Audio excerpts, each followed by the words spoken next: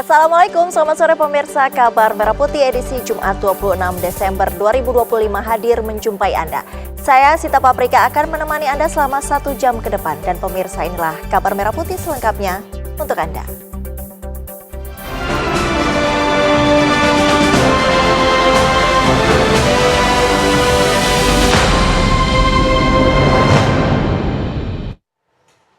Kita mulai kabar pertama, Presiden Prabowo Subianto sampaikan ucapan selamat Hari Natal 2025 kepada seluruh umat Kristiani di Indonesia dan di berbagai belahan dunia. Dalam kesempatan itu, Presiden turut mengajak perkuat empati dan persatuan nasional. Bismillahirrahmanirrahim. Assalamualaikum warahmatullahi wabarakatuh. Salam sejahtera bagi kita sekalian. Shalom, salve, Om Swastiastu. Namo Buddhaya, salam kebajikan. Saudara-saudara sebangsa dan setanah air. Seluruh umat Kristiani yang saya hormati. Saya Prabowo Subianto, Presiden Republik Indonesia, atas nama pemerintah dan atas nama pribadi, mengucapkan selamat Hari Natal kepada seluruh umat Kristiani di tanah air dan dimanapun saudara berada. Semoga damai Natal membawa kasih, berkah, pengharapan, dan kekuatan bagi kita semua. Saudara-saudara sekalian, di tengah perayaan Natal tahun ini, hati kita juga tertuju kepada saudara-saudara kita yang tengah menghadapi akibat bencana di sejumlah tempat di tanah air. Di Aceh, Sumatera Utara, dan Sumatera Barat, dan juga di beberapa tempat di tanah air kita. Semoga saudara-saudara kita di tempat-tempat tersebut diberi lindungan oleh Yang Maha Kuasa, diringankan penderitaan mereka. Juga marilah kita terus bekerja keras untuk mengatasi kesulitan-kesulitan yang dihadapi oleh saudara-saudara kita. Mari kita jadikan Natal sebagai momentum untuk memperkuat persatuan nasional, memperdalam solidaritas sosial, dan meneguhkan semangat gotong royong. Kita harus bersatu, bekerja sama, mengatasi segala perbedaan untuk kepentingan rakyat kita yang kita cintai. Sekali lagi, atas nama pemerintah dan pribadi, saya ucapkan selamat Hari Natal kepada seluruh umat Kristiani di tanah air. Semoga damai dan pengharapan Natal menyertai saudara-saudara sekalian. Dan semoga Tuhan Yang Maha Kuasa senantiasa melindungi seluruh bangsa Indonesia. Terima kasih. Presiden Prabowo Subianto dan putranya Didit Hedi Prasetyo menyambangi kediaman Ketua Dewan Ekonomi Nasional Luhut Binsar Panjaitan di hari Natal. Dalam momen tersebut, Prabowo dan Luhut berbincang santai selama 45 menit, mulai pekerjaan hingga isu terkini. Salah satu yang dibahas adalah proses negosiasi tarif antara Indonesia dan Amerika yang akan segera rampung. Prabowo juga membahas progres penanganan bencana di Sumatera dan menyampaikan apresiasi atas gerak cepat TNI. Di akhir pertemuan, Prabowo mengingatkan pentingnya menjaga kekompakan dan persatuan di tengah berbagai ujian yang dihadapi bangsa.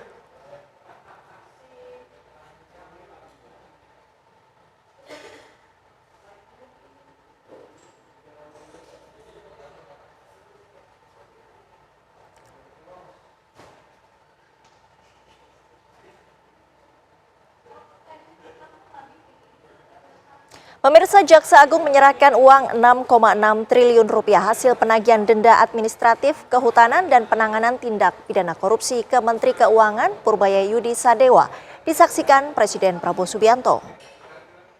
Rangkaian penyerahan. Tumpukan uang sebesar 6,6 triliun rupiah memenuhi gedung Bundar Kejaksaan Agung. 4 juta hektar dari Jaksa Agung kepada Menteri. Uang ini merupakan hasil rampasan dan denda administratif, penyalahgunaan kawasan hutan serta perkara tindak pidana korupsi. Rp469,74. Uang diserahkan Jaksa Agung ST Burhanuddin kepada Menteri Keuangan Purbaya Yudi Sadewa. disaksikan Presiden Prabowo Subianto. 688.000. Presiden Prabowo juga menyoroti keberadaan puluhan perusahaan sawit yang melanggar aturan dan membuat rakyat sengsara. 20 perusahaan ini. 20 perusahaan. Ya. Ingkar, tidak mau memenuhi kewajiban mereka. Yang bisa menyelamatkan hidupnya 100.000 saudara-saudara kita. Dan ini baru ujungnya. Saudara-saudara, negara itu ibarat badan manusia. Kekayaan, uang dan segala kekayaan itu ibarat darah. Kalau badan manusia tiap hari bocor, sekian cc, di ujungnya badan itu kolaps, mati. Negara sama. Di ujungnya kekayaan kita bocor, dirampok, dicuri, laporan palsu, under invoicing, pejabat disogok. Gimana negara bisa bertahan? Ini yang dikehendaki oleh beberapa kekuatan. Kalau saya bicara kekuatan asing, saya diketawain. Saya tidak peduli. Saya dipilih, saya dilantik oleh rakyat Indonesia, saya akan mati untuk rakyat Indonesia. Teruskan perjuangan. Tumpukan uang sitaan ini akan dititipkan di rekening khusus di bank milik pemerintah. Setelah kasus yang diusut ingkrah atau memiliki keputusan hukum, maka akan langsung distorkan ke kas negara sebagai penerimaan negara, bukan pajak. Tim TV One mengabarkan. Sementara itu, Menteri Keuangan Purbayayudi Sadewa mengatakan uang hasil sitaan Kejaksaan Agung sebesar 6,6 triliun rupiah akan digunakan untuk menambal defisit anggaran pendapatan dan belanja negara APBN. Bisa juga dipakai ngurangin defisit atau kita pakai nanti tabungan untuk dibelanjakan tahun depan. Tapi utamanya kita lihat defisit kita seperti apa. Ini jadi bagus sekali untuk mengurangi defisit. Kalau memang mepet-mepet ke atas 3%, kita kurangin ke bawah 3%. Dengan tambahan ini artinya saya punya senjata lebih untuk menekan defisit di bawah 3%. Mungkin ya nggak jauh yang kita udah umumkan kemarin-kemarin. Tapi nggak, tadi Bapak kan bilang bisa mepet-mepet ke 3%, Pak. Ini berarti 2,7 bisa lebih dong, Pak? Nggak tahu, kita lihat. Ini ada tambahan nih. Nah, kalau nggak ada ini mungkin udah sampai sana, tapi kita lihat seperti apa nanti. Tapi yang jelas kita nggak akan melanggar undang-undang. Pantauan udara arus lalu lintas libur Natal dan Tahun Baru di Jawa Barat akan kami kabarkan sesaat lagi.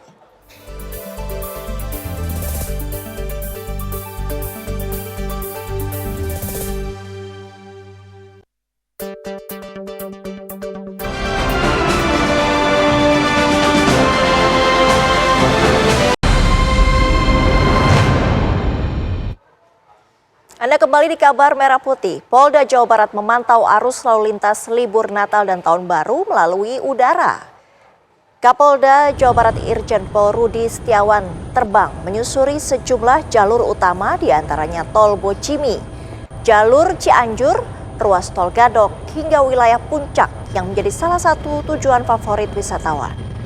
Dari hasil pemantauan udara, kondisi arus lalu lintas di sejumlah ruas tol terpantau masih normal dan lancar. Namun kepadatan kendaraan mulai terlihat di jalur Puncak, terutama akibat peningkatan volume kendaraan wisata. Sementara itu, guna mengantisipasi kemacetan di jalan tol, polisi memberlakukan kontraflow. Sementara untuk di jalur wisata Puncak, petugas memberlakukan one way.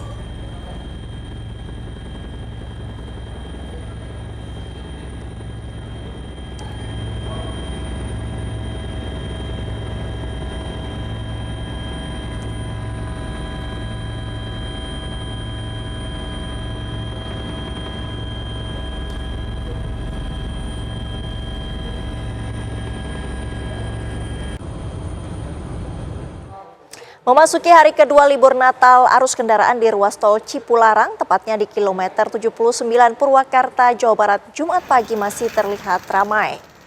Arus kendaraan yang hendak mengisi liburan panjang Nataru dan libur sekolah ini masih didominasi mobil pribadi dari arah Jakarta menuju Bandung. Diprediksi arus kendaraan yang didominasi mobil pribadi masih akan terus terjadi peningkatan volume karena libur Nataru dan libur sekolah waktunya masih panjang. Sehingga para pengendara bersama keluarganya akan memanfaatkan waktu liburan panjang ini di kampung halaman atau menikmati liburan di sejumlah objek wisata di sejumlah daerah. Meski demikian, arus lalu lintas hari ini berjalan lancar. Tidak ada kemacetan atau lonjakan volume kendaraan seperti di hari Rabu malam dan Kamis saat menjadi puncak mudik Natal.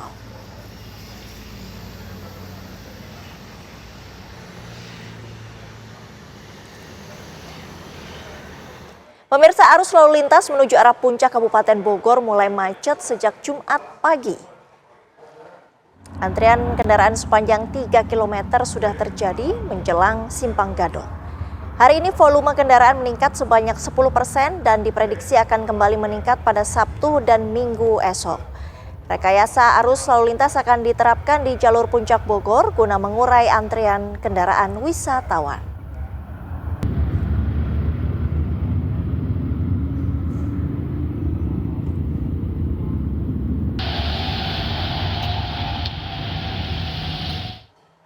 Lantas bagaimana kondisi puncak terkini? Ada Usep Saripudin yang akan mengabarkan. Usep, bagaimana kepadatan lalu lintas di kawasan puncak saat ini? Ya, Sita Paprika, selamat dan juga pemirsa dapat kami sampaikan bahwa kondisi arus lalu lintas saat ini di kawasan puncak Barat, di daerah puncak Barat Jakarta tengah diperlakukan sistem satu arah. Dan diberlakukan ini sekitar 30 menit yang lalu, setelah sebelumnya diberlakukan normal dua arah, lalu kemudian sebelumnya juga pada pukul 7 pada pagi hari dengan dapat menjelang sholat Jumat diberlakukan satu arah dari arah Jakarta menuju arah puncak. Dan baru saja tadi ada Kapolda Jawa Barat Irjen Pol Rudi Setiawan untuk memeriksa ataupun melakukan pemantauan baik melalui udara maupun melalui darat, dan juga dilihat ada beberapa titik yang sekiranya akan mengakibatkan kemacetan dan titik-titik rawan kemacetan tadi dilihat oleh kru dari beberapa TV maupun dari wartawan lainnya itu untuk mengikuti kunjungan kerja ataupun pemantauan Kapolda Jawa Barat ke beberapa titik kemacetan menggunakan kendaraan sepeda motor. Dan perlu diketahui bahwa Kapolda Jawa Barat tadi menghimbau kepada para hotel, terutama melalui PHRI dan Hotel Presiden Indonesia yang berada di kawasan puncak untuk melakukan relaksasi ataupun memberikan informasi kepada mereka supaya jadwal untuk check out-nya itu dimajukan, disesuaikan dengan diberlakukannya sistem satu arah oleh pihak kepolisian. Selain itu, agar tidak terlalu lama, maksudnya menunggu pada saat akan keluar dari hotel. Kemudian juga dihimbau kepada resto yang ada di hotel tersebut maupun kafe-kafe sekitar hotel untuk memberikan diskon kepada mereka yang menunggu jangan terlalu lama, jadi nanti di resto di kafe-kafe, dan dihimbau untuk memberikan diskon kepada mereka pada saat mereka akan kopi dan sebagainya. Dan itu disampaikan tadi oleh Kapolda Jawa Barat pada saat melakukan kunjungan melakukan peninjauan di kawasan puncak ini.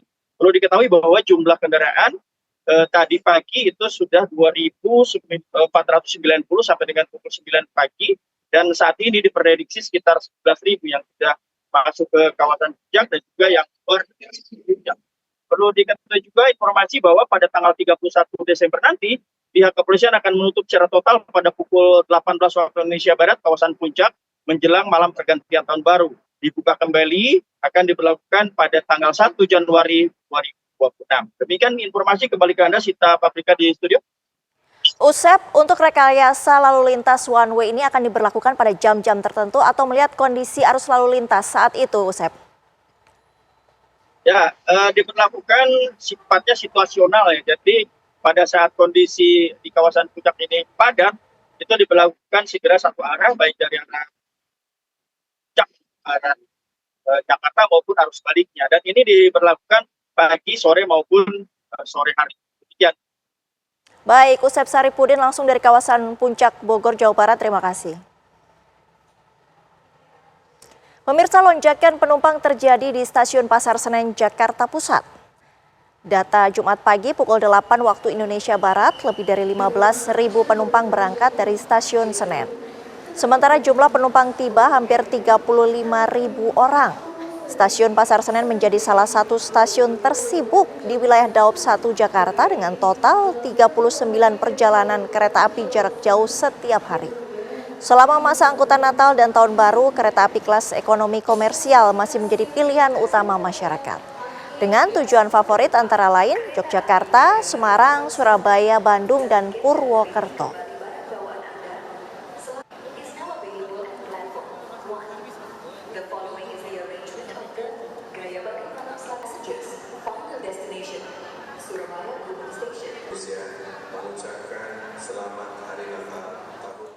Informasi selanjutnya, para pengemudi bus di Terminal Bus Purabaya, Surabaya, Jawa Timur menjalani tes narkoba dan cek kesehatan. Tes ini untuk mengantisipasi kecelakaan di masa libur Natal dan Tahun Baru. Dalam tes urin yang dilakukan secara acak, diketahui ada 2 pengemudi bus yang positif narkoba. 2 pengemudi tersebut kemudian diserahkan ke petugas BN Sidoarjo.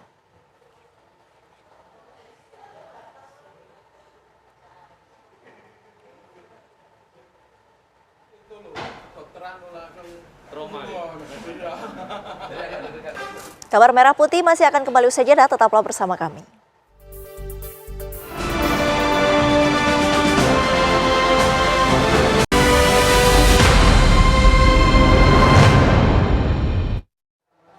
Pemirsa, dalam rangka mengenang 21 tahun tragedi gempa dan tsunami Aceh yang terjadi pada tahun 2004 silam, warga Banda Aceh dan Aceh Besar memadati komplek pemakaman massal korban tsunami Siron di kawasan Lambaro, Kabupaten Aceh Besar. Ratusan warga Banda Aceh dan Aceh Besar terlihat memadati komplek kuburan massal korban tsunami Siron untuk berziarah dan mendoakan anggota keluarga mereka yang menjadi korban tsunami yang meluluh lantakkan Aceh pada 26 Desember 2004 silam. Di peringatan 21 tahun bencana tsunami tahun ini terasa sangat berbeda karena Provinsi Aceh sendiri masih diselimuti duka pasca bencana banjir dan longsor yang terjadi di 18 kabupaten kota.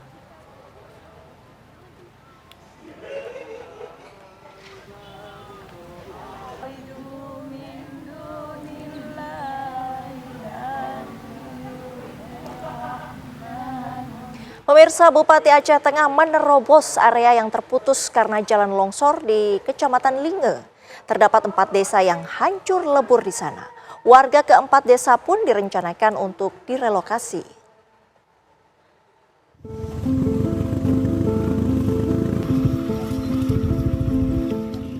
Bupati Aceh Tengah, Haili Yoga bersama rombongan menembus 4 desa yang hancur akibat banjir bandang dan longsor sebulan lalu.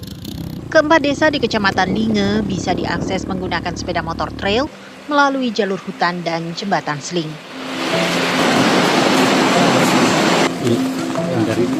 Begitu rombongan tiba, warga langsung menyambut. Bupati Aceh Tengah menyebutkan 26 desa di Linge diterjang bencana tersebut. Namun, 4 desa kini lenyap tak bersisa. Salah satunya adalah Desa Kutereje. Bupati menyebutkan upaya pemulihan dilakukan dengan kerjasama pemerintah pusat dan provinsi.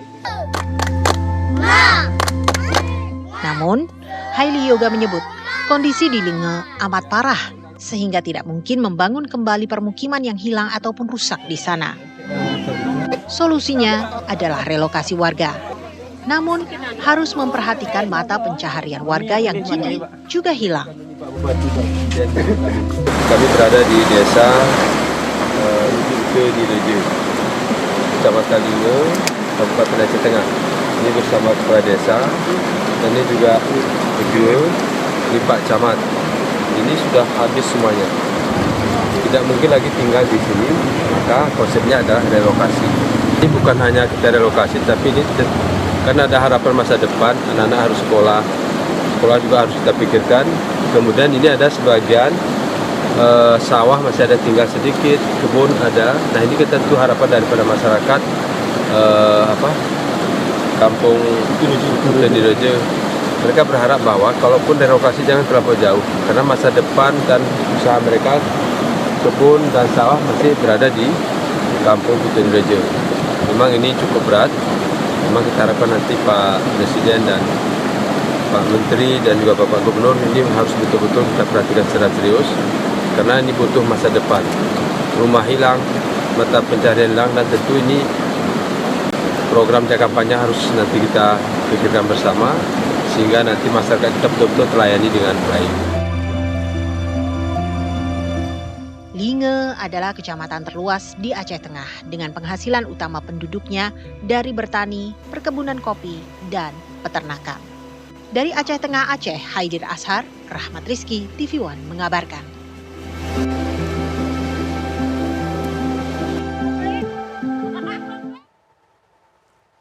Sejumlah daerah bencana Sumatera menambah masa tanggap darurat. Salah satunya adalah Aceh Utara. Tanggap darurat diperpanjang hingga 29 Desember mendatang. Bupati Aceh Utara Ismail Al-Jalil memutuskan menambahkan masa tanggap darurat tersebut seiring masih terdapat sejumlah desa yang belum bisa diakses. Selain itu, bantuan-bantuan esensial belum rata. Hal-hal tersebut menjadi pertimbangan pemerintah Aceh Utara memutuskan langkah tanggap darurat tahap ketiga.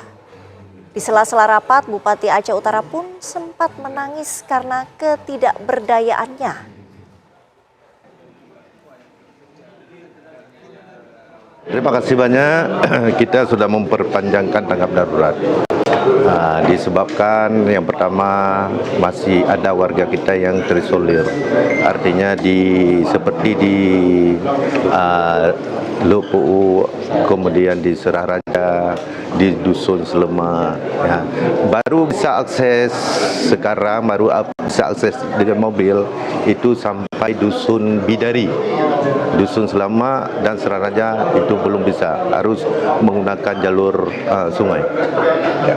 Apakah dengan 6 hari diperpanjang ini bisa tuntas ini Pak kira-kira? Ya, kita usahakan, kita lihat perkembangan karena sampai sekarang masih banyak persoalan-persoalan di masyarakat seperti tenda juga kita masih kekurangan sekali. Kemudian juga di bidang kesehatan, obat-obatan masyarakat kita masih banyak yang kena penyakit. Kita lagi mengusahakan obat untuk kesehatan masyarakat. Kita ke kabar lain, jumlah penumpang di Bandara Soekarno-Hatta Tangerang hari ini menurun jika dibandingkan dengan hari kemarin. Hari Kamis kemarin jumlah penumpang 165.000 orang. Hari ini turun menjadi 148.000 orang. Ini seiring banyak pengguna jasa penerbangan sudah berada di kampung halaman atau tempat wisata. Namun ada yang berbeda kali ini karena counter check-in dipindah terminal mengakibatkan banyak penumpang yang kebingungan. Seperti maskapai Lion Air yang sebelumnya di Terminal 2E pindah ke Terminal 1B. Begitu juga dengan maskapai Citylink yang sebelumnya di Terminal 3 pindah ke Terminal 1C. Mengantisipasi hal ini, petugas kepolisian Polresta Bandara Soekarno-Hatta memberikan bantuan dengan mengantar mereka menggunakan mobil dinas Polantas, sehingga perpindahan terminal bisa dilakukan dengan lebih cepat dan aman.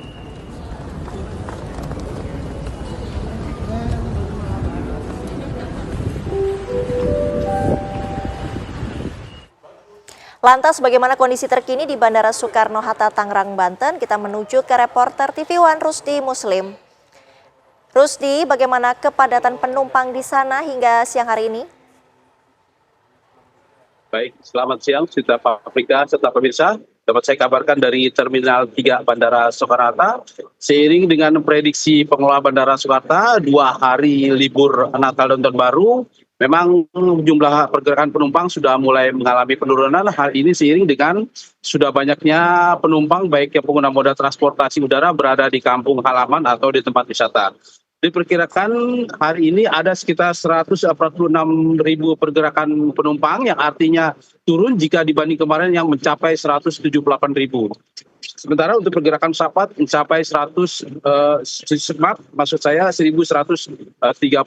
Dapat saya kabarkan Cinta Paprika, hal ini memang untuk wilayah-wilayah penerbangan domestik seperti Bali, Medan, Makassar, Ujung Pandan, dan Yogyakarta masih menjadi tujuan favorit.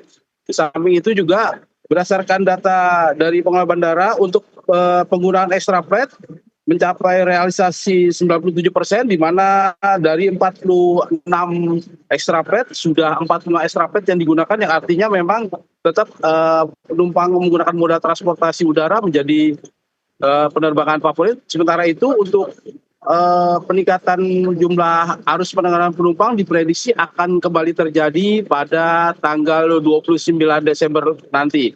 Dan untuk meningkatkan pengamanan serta kenyamanan fasilitas bandara, pengelola bandara bekerja sama dengan Polres Bandara Soekarno membantu para penumpang yang tersesat, yang mana memang pada 12 November lalu terjadi perpindahan maskapai Lion Air dari yang sebelumnya di Terminal 2E pindah ke Terminal 1B, begitu juga dengan maskapai Citylink yang pindah ke 1C, sehingga banyak penumpang yang memang ingin menggunakan maskapai pesawat terbang itu tersesat atau tersasar karena beda terminal, sehingga dibantu oleh pihak kepolisian dengan mengonfirmasi ke call center 110.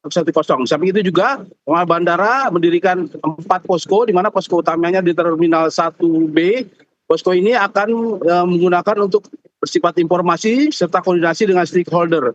Samping itu juga dengan adanya stimulus dari pemerintah yang membuat komponen harga tiket menjadi turun, di mana komponen ini diambil dari Airpotek atau PJP2U, serta penurunan harga aftur sebesar 10%, membuat harga tiket turun jika dibanding hari biasa. Namun karena memang ini merupakan peak season, jadi penurunan harga tiket ini tidak begitu terasa. Sejauh ini Cinta Paprika, kondisi Bandara Soekarno sudah mulai lenggang, dapat saya kabarkan dari Bandara Soekarno. Demikian. Rusdi, tadi Anda sempat menyampaikan mengenai extra flight. Apakah extra flight ini akan disiagakan selama libur Nataru hingga Tahun Baru atau hanya hingga hari ini saja, Rusdi? Ya, baik Cinta Paprika, terkait masalah extra flight adalah permintaan dari pihak maskapai selama periode Nataru atau selama periode Natal dan Tahun Baru, yang di periode Natal Nataru itu dari 15 Desember hingga tanggal 10 Januari. Dan di dalam periode ini itu terdapat kurang lebih permintaan extra flight, yaitu sebesar permintaan extra flight itu 527. Sementara hingga saat ini ada dari 15 Desember hingga 26 Desember sudah terrealisasi, yaitu 386 extra flight, yang artinya setiap maskapai bisa saja menggunakan extra flight ini yang memang sudah dilakukan. Namun jika memang penumpangnya tidak ada, extra flight ini tidak digunakan. Seperti itu Cinta Paprika. Namun dari data pengelola bandara sudah terrealisasi sekitar 386 pesawat. Hal ini membuat artinya jika dibanding tahun 2024 terjadi peningkatan sebesar 2%. Hal ini membuat pengguna moda transportasi udara masih menjadi tujuan favorit, terutama untuk penerbangan di luar kota Pulau Jawa. Demikian Cinta Paprika. Rusdi Muslim langsung dari Bandara Soekarno-Hatta, Tangerang, Banten. Terima kasih. Kabar Merah Putih masih akan kembali usai jeda. Tetaplah bersama kami.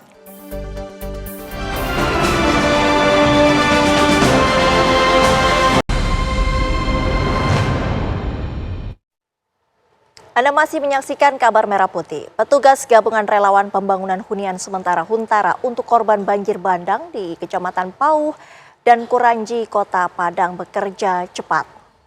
Menurut target yang ditetapkan, Huntara Mandiri ini harus selesai dalam sepekan mendatang.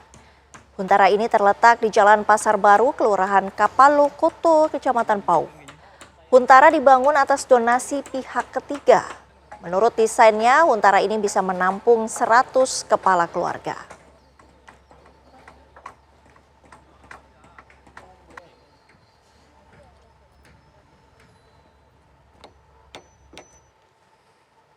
Tim gabungan dikirim untuk membuka akses jalan penghubung yang hancur akibat dihantam banjir bandang dan tanah longsor di wilayah Kecamatan Tuka, Kabupaten Tapanuli Tengah, Sumatera Utara. Tim gabungan terdiri dari anggota TNI AD, polisi, BPBD, Tapanuli Tengah beserta instansi lainnya melakukan peninjauan lokasi jalan dan perkampungan warga di wilayah terisolasi di Kecamatan Tuka.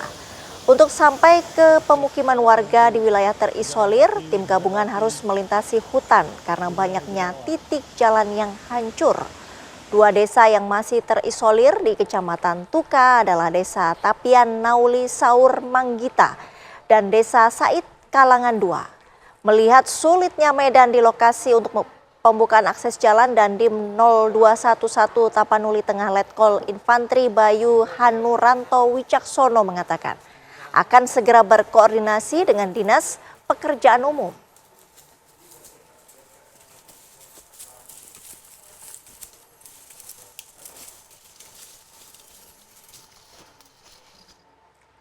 Sementara itu, jalan lintas Sumatera dari arah Tarutung, Kabupaten Tapanuli Utara menuju kota Sibolga dan Kabupaten Tapanuli Tengah kembali tertutup longsor sepanjang 10 meter.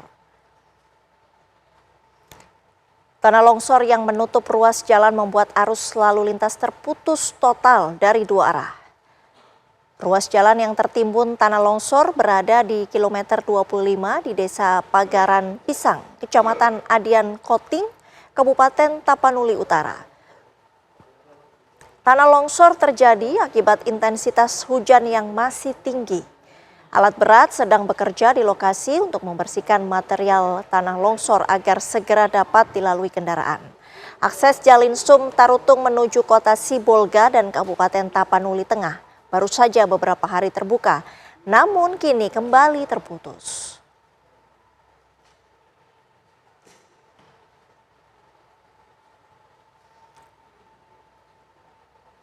Kita ke informasi selanjutnya. Akibat longsor di Jalan Nasional Jalur Cadas Pangeran Kabupaten Sumedang, Jumat siang arus lalu lintas masih diberlakukan buka tutup. Tebing setinggi 25 meter mengakibatkan material tanah, pohon pinus dan aren tumbang menutup badan jalan. Petugas gabungan dibantu tim relawan berjibaku membersihkan agar segera bisa dilalui kendaraan. Sebelumnya longsor terjadi Kamis malam dan mengakibatkan arus lalu lintas terhenti total.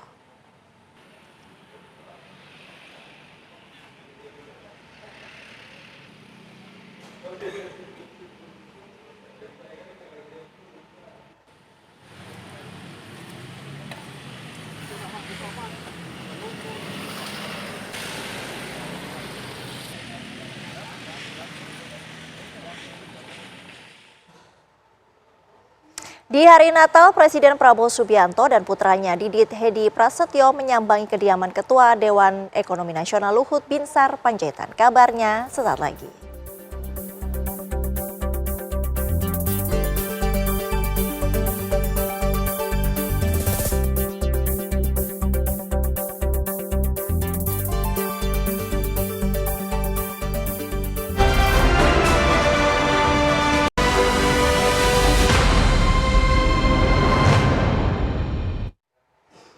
Presiden Prabowo Subianto sampaikan ucapan selamat Hari Natal 2025 kepada seluruh umat Kristiani di Indonesia dan di berbagai belahan dunia.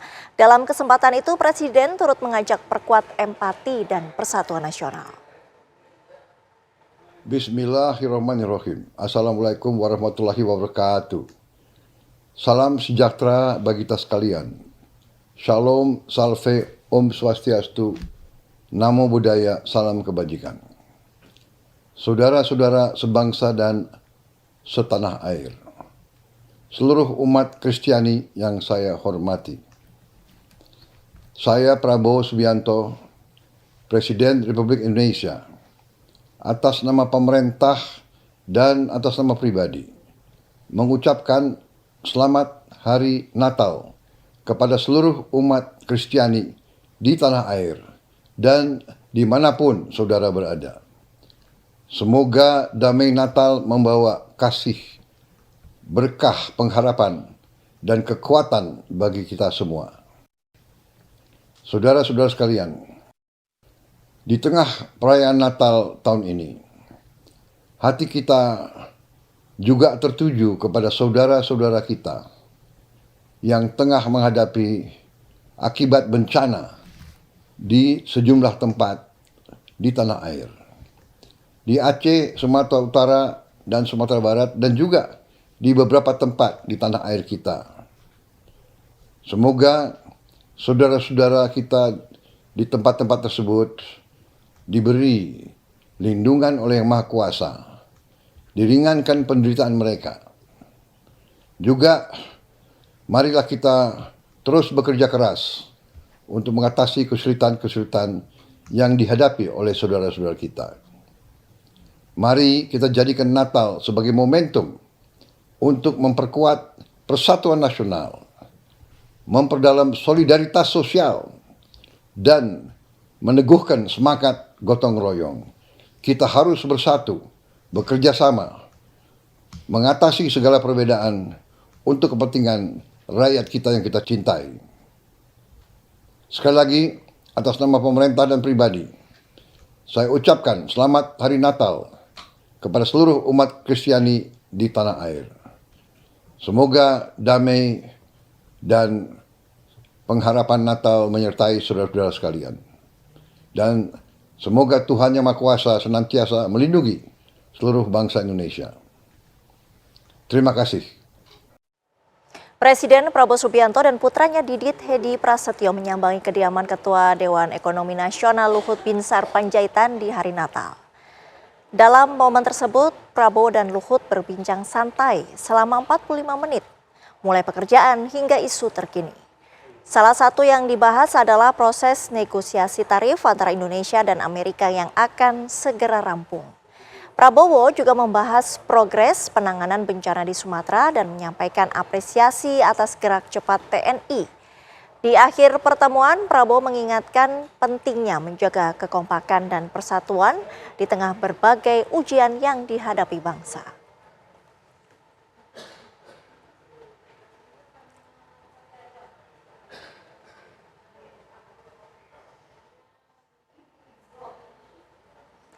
Jaksa Agung menyerahkan uang 6,6 triliun rupiah hasil penagihan denda administratif Kehutanan dan Penanganan Tindak Pidana Korupsi ke Menteri Keuangan Purbaya Yudi Sadewa. Penyerahan disaksikan Presiden Prabowo Subianto. Rangkaian penyerahan. Tumpukan uang sebesar 6,6 triliun rupiah memenuhi gedung Bundar Kejaksaan Agung. 4 juta hektar dari Jaksa Agung kepada Menteri. Uang ini merupakan hasil rampasan dan denda administratif, penyalahgunaan kawasan hutan serta perkara tindak pidana korupsi. Rp469,74. Uang diserahkan Jaksa Agung ST Burhanuddin kepada Menteri Keuangan Purbaya Yudi Sadewa. Disaksikan Presiden Prabowo Subianto. 688.000. Presiden Prabowo juga menyoroti keberadaan puluhan perusahaan sawit yang melanggar aturan dan membuat rakyat sengsara. 20 perusahaan ini. 20 perusahaan. Ya. Ingkar, tidak mau memenuhi kewajiban mereka. Yang bisa menyelamatkan hidupnya 100.000 saudara-saudara kita. Dan ini baru ujungnya. Saudara-saudara. Negara itu ibarat badan manusia. Kekayaan, uang dan segala kekayaan itu ibarat darah. Kalau badan manusia tiap hari bocor, sekian cc, di ujungnya badan itu kolaps, mati. Negara sama. Di ujungnya kekayaan kita bocor, dirampok, dicuri, laporan palsu, under invoicing, pejabat disogok. Gimana negara bisa bertahan? Ini yang dikehendaki oleh beberapa kekuatan. Kalau saya bicara kekuatan asing, saya diketawain. Saya tidak peduli. Saya dipilih, saya dilantik oleh rakyat Indonesia, saya akan mati untuk rakyat Indonesia. Teruskan perjuangan. Tumpukan uang sitaan ini akan dititipkan di rekening khusus di bank milik pemerintah.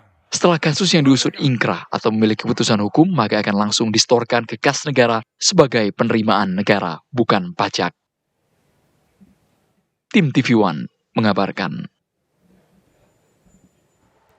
Sementara itu, uang hasil sitaan Kejaksaan Agung sebesar 6,6 triliun rupiah akan digunakan untuk menambal defisit anggaran pendapatan dan belanja negara APBN. Berikut keterangan dari Menteri Keuangan Purbaya Yudi Sadewa.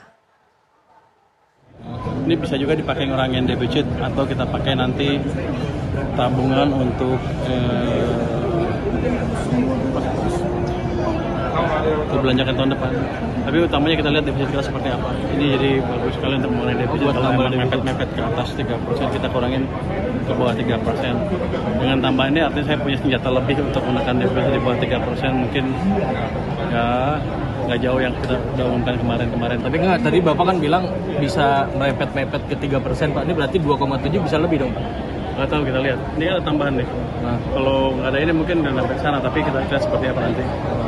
Tapi yang jelas kita nggak akan melanggar undang-undang. Pemirsa, bagi Anda yang mencari pengalaman wisata berbeda, Kulon Progo menawarkan sensasi nostalgia yang unik. Tidak hanya menyuguhkan pemandangan alam, wisatawan di kawasan Nanggulan bisa belajar membatik, juga menyusuri pedesaan dengan mobil klasik Volkswagen sambil mengenakan busana tradisional Jawa. Berlokasi di pinggir Sungai Progo, rumah makan La Barca menjadi titik awal petualangan. Destinasi wisata ini hanya berjarak sekitar 20 km dari pusat kota Jogja dengan latar belakang perbukitan menoreh.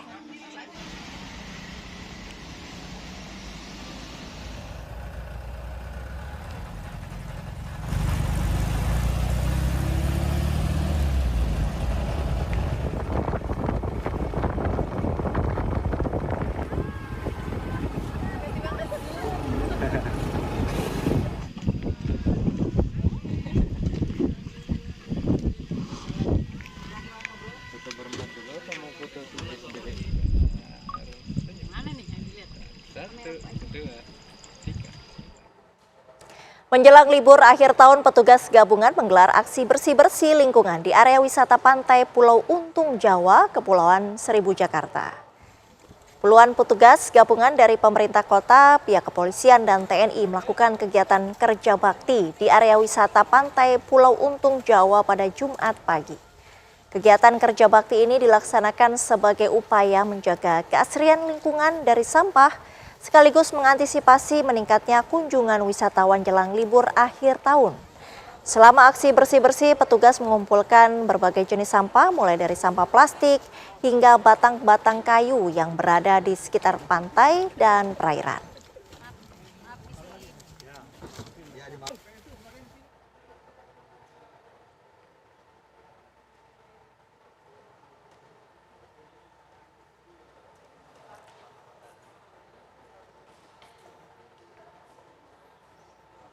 Informasi tadi menutup kabar Merah Putih hari ini. Sesaat lagi Anda dapat menyaksikan berita utama kriminal bersama Ninda Febiola. Saya Sita Paprika pamit. Terima kasih. Sampai jumpa.